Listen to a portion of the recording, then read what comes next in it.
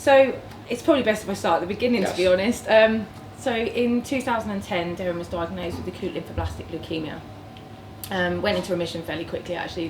He did have T-cell leukemia, so it was a more dangerous one. But it was 18 months later, he then developed a cancer called Langerhans cell sarcoma, which apparently is so incredibly rare that there are only 50 cases ever recorded since records began.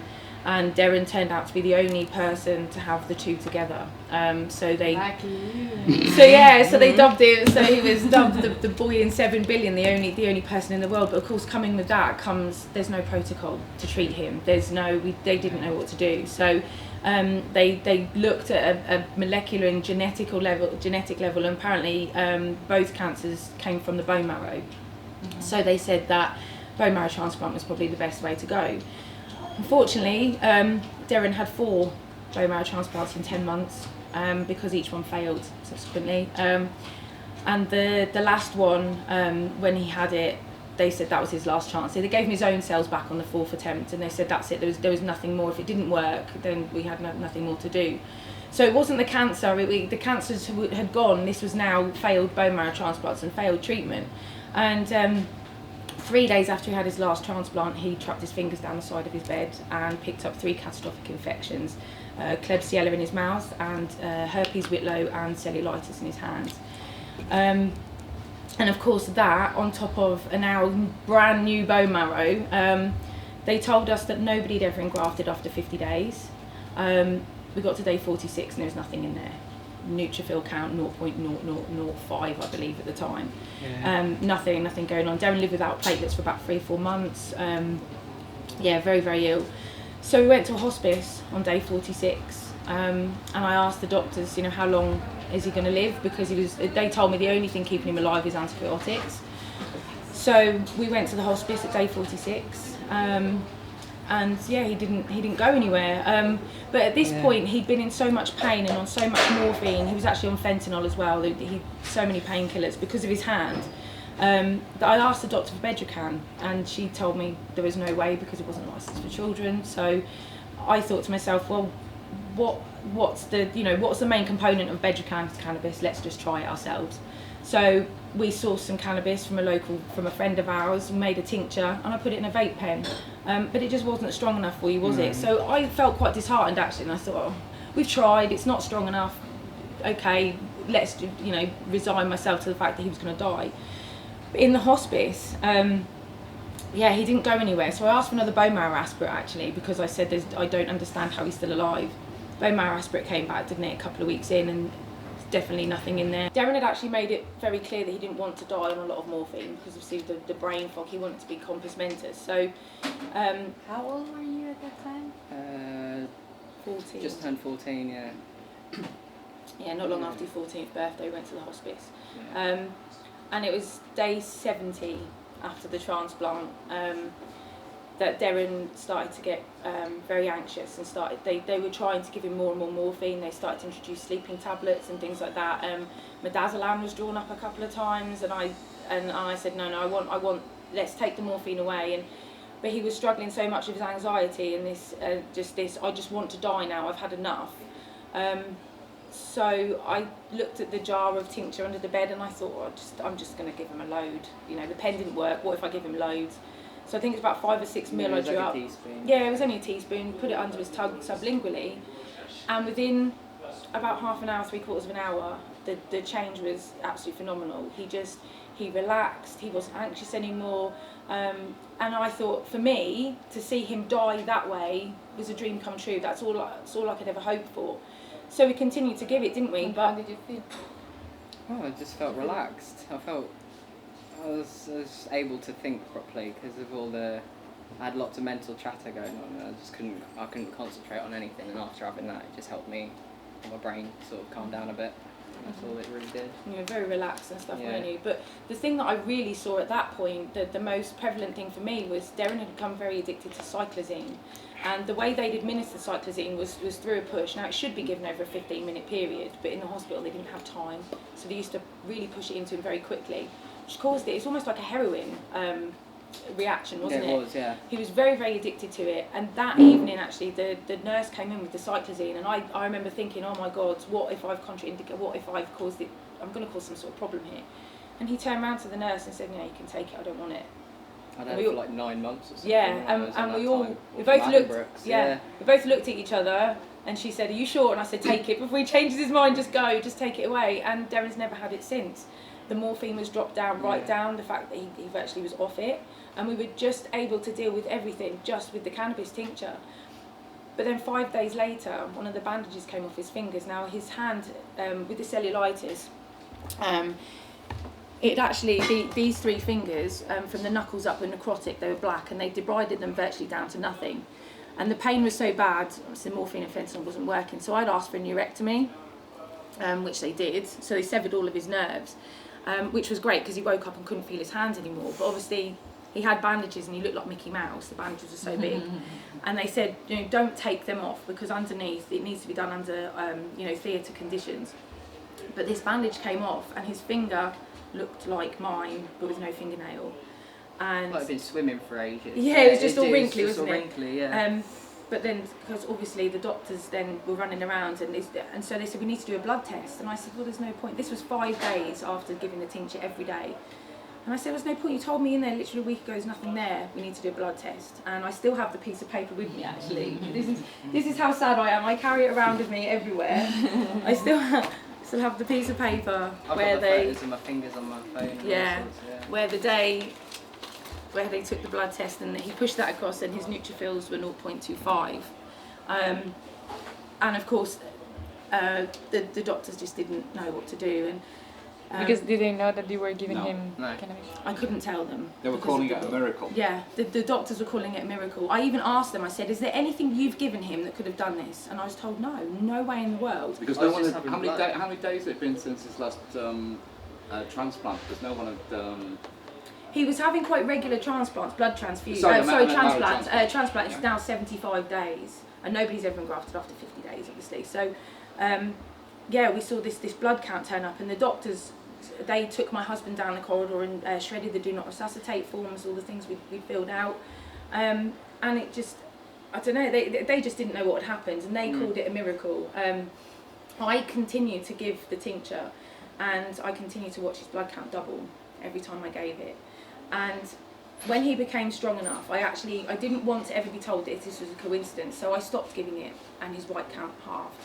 And I gave it, and it doubled, and I watched it. You are a researcher. I tried to be, yeah. I thought there's no way, I knew, even with everything that was going on with my head, he'd planned his own funeral, we'd done everything, we were ready to bury him, and even with that going on, I thought, I've got to research, I've got to at least have this as a definite that this is what helped, and I saw it, and I knew for a fact then that that's what had helped. And so when he got his blood, when his blood improved, and he officially engrafted on day 104, that's when he officially made his own red blood cells, so they said that was the day. And his answer to that was, so you're going to stop giving up on people so early, and they didn't like that very much, but so I stopped giving the tincture because he got better. But then what we saw was Deryn's mental health really, really deteriorated. Because he'd planned everything and he wanted to die. When he didn't die, he was a bit disappointed. And I know that's hard for people to understand, but the doctors couldn't, because they didn't know what had happened, they couldn't say whether or not he was going to get better or whether or not he was going to drop down dead next week. And they actually physically said to us, we've never seen this, so I can't tell you anything. And for Deryn, that was just too much in limbo. He just couldn't cope. So he actually tried to kill himself through starvation for the next 6 months. It was. He got down to 26 kilos, and he was 14 at the time. He was very, very thin. And we got involved with the Bristol Cannabis Club because of what we'd seen cannabis do to him. I wanted to know more, and I wanted to meet other people who knew. So we met up with those, and all I kept hearing was, you need to meet Jeff Ditchfield, you need to meet Jeff. And I was like, what's this name? And, it had cropped up in the past, and so, we did a lot more research. My husband then contacted Jeff, and 6 months down the line, the hospital said that they were going to sedate him, section him, and force feed him if he didn't start eating. I asked for some help talking to him, and he said he didn't qualify. So a friend of mine said, take my villa in Spain. I want you to go on holiday, go have a couple of weeks away. And I said to the hospital, look, if he doesn't improve by the time I bring him back, then I'll sign the paperwork. I'm going to have, they were talking about social services and things, you know, enforcing it. So I knew that I had no choice. So that's when we came out to Spain and met Jeff the following day. And he gave Deryn a little syringe of this oil that I'd never seen before. I was like, oh my God, you know, this is the stuff. And we went back to the villa the next day, and I gave Deryn this tiny amount of oil. And within half an hour, he was down by the pool with his little brother, and I shouted downstairs, you know, we're making something to eat, do you want anything? And he shouted up, can you make me loads, I'm starving. And that was, oh my God, he's going to eat. You and Simon were crying when we you were heard crying because, you know, I'd literally been on my hands and knees begging him to eat just a cracker, to be looked at. No, I'm not. And that was really, those 6 months were the hardest for me, because cancer's something that's kind of, it's not a thing. You can't get angry with that. But with him, when it was him that was trying to kill himself, it was very frustrating. It was a really difficult time. And so, yeah, Deryn ate like for the 12 hours that day, continuously, and 12 hours the next day, and the next, and the next. And we went back home to England. We saw Deryn's consultant, and she weighed him, took him off to one side, and she said to me, his mental health has improved 300%, you know, he doesn't want to die anymore. I said, no, I know. She said, he's put on 4 kilos. I said, yeah, I know. She said, the holiday did him world of good. I went, yes, it was the holiday. Because then I couldn't. There was no way. I knew what I was facing. I knew that there was a real threat that social services would be involved. And not only would I lose Deryn, I would lose my other son as well. And Deryn would lose the one thing that was now helping him. I'd seen it now save his life twice. And there was no way I could risk him not having oil, you know, seeing what it did. And subsequently seeing what it's done since. They told us that his hand would never, I mean, they said he'd never feel his hand again. I wouldn't get past here because he's cauterised the nerves. And it's fully functional. And it's fully functional, and he can feel his hand. I can feel all in here, but when it was first done, I couldn't feel. But he said with the oil, when he would take the oil, within about a few hours, he said he'd get electric shocks. Now he said, my hands are really hurting me, Mum. Really hurt, yeah. And I said, but your hands shouldn't hurt. You shouldn't be able to feel it. And he said, my hands are really hurting. He said, I can feel like electric shocks going all up my fingers.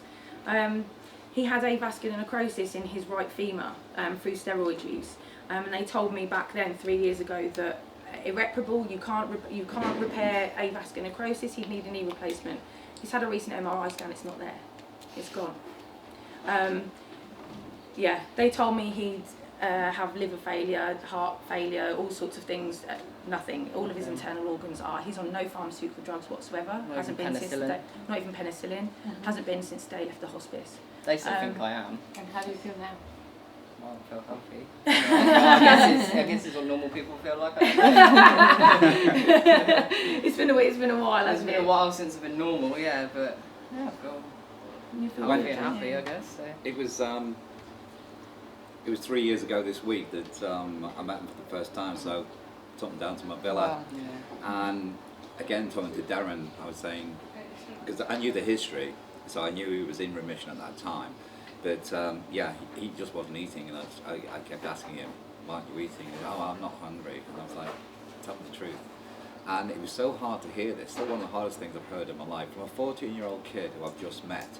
And it was the way you said it as well. The way you turned around and said, "Well, Jeff, if I don't eat, I'm going to die, and the doctors won't be able to hurt me anymore."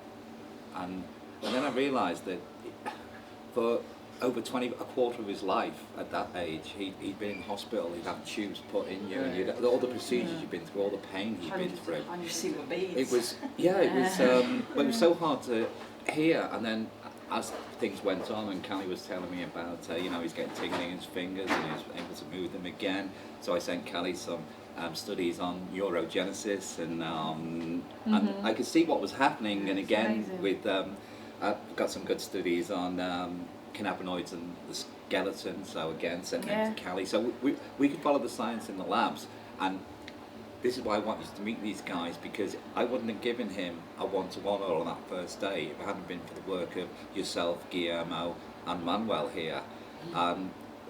Because I know you care so much about people, that's why I want you to meet these guys, to say, look, what you've been doing in the lab, sometimes, It well, works. sometimes what academics do in the lab, it might be 10 or 15 years before that, develops into something that's available. But the work you're doing is being put into work, into operation 24, 48 hours afterwards, and here's the living proof of it. So I knew you'd And you feel the same way I do, because I knew I was going to get emotional today, purely because, and I try not to, but it's okay. Let's do it. Yeah, because what you guys do over here, and then I put it into place, or Jeff puts it into place, and it works, and I see it work, and then 2,000 miles away, I'm illegal. I'm facing 14 years in prison.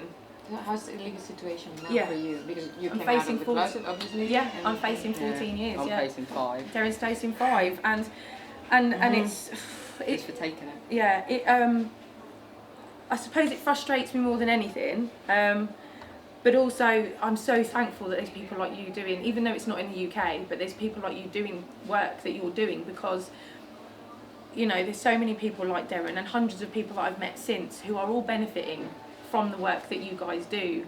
And regardless of what our UK government say that it has no medicinal benefits, clearly it does. It has far more medicinal benefits than most of the drugs that he's been on. And are you using cannabis now? Mm-hmm. And every day. 0.125. 150 milligrams. 150 milligrams now, every day, Yeah. THC? 1 to 1, yeah. Yeah. But that's not something I've spoken about in the UK. I said in the UK that I gave it to him 3 years ago, and when people ask me in the UK, I say no, because again, I'm so scared. It's a bit different for something that has been done, what's been done now. It's a lot, But there's no way in the world I'd stop it. No way, because... I wouldn't do it. Who would do it? Yeah. Who would do it? Even my mum has said to me, but now he's better, why don't you stop? And I said, he's better because of that. Why would I stop? Because he's only better because his endocannabinoid system is now fully functioning and is working. And he's not only better, but he doesn't have any kind of horrible side effect related to the use of cannabis. He was having horrible side effects because of the other medicines that are FDA approved and EMA approved and have all the... And something else, and antidepressant drugs have a side effect of depression. I know, suicidal thoughts. Suicidal tendencies. The other thing as well another myth that I really wanted to dispel with Deryn, and I hope that in the UK that I can come out and because there's so much that's happened since Spain that I feel so frustrated because I can't talk about it in the UK, like his hand and his leg and his mental health and things like that. And he went to school, Deryn missed so much school, virtually all of high school, and he went back for the last 7 months and walked in just to do his GCSEs. He said, I'm going to give it a go, see what I can get. But it was more of a social thing for Deryn. He'd been isolated of his 4-year treatments, he'd actually been isolated for about 2 of those. So at the most pivotal point of his life, he wasn't able to interact with children of his own age. So he went back to school, and every day he had oil. Every single day he was at school, and he walked away with 9 qualifications. So it clearly does nothing to an adolescent mind either. It doesn't. That's another myth that he's not. And also, it's not a gateway drug. It's an exit drug. It took him off cyclizine, morphine, fentanyl, all of the other things. I didn't even think about saying no to cyclizine either. I remember I was just you were addicted to it. And I was addicted. I would shout and I'd scream and I'd get aggressive and stuff like you would. But no, I didn't even think about saying no. I just went no. You just didn't. I didn't think of it. It just happened. It just didn't need it, did you? Yeah. Yeah, and I say he's no pharmaceutical drug. The only thing he's on now is growth hormone because he's still very small for his age. Yeah. But that's the only thing he's on. Huge hands. Yeah, he's got potential. Yeah. Doesn't he? I'm alright. It's been lucky. I should be 6'8". Yeah. Don't want that. He wants to stay quite small so he can ride but all the stuff that you've been going through, chemically, that hampers the growth. But now that you are on cannabis, just cannabis, yes. so, you have time to grow. So.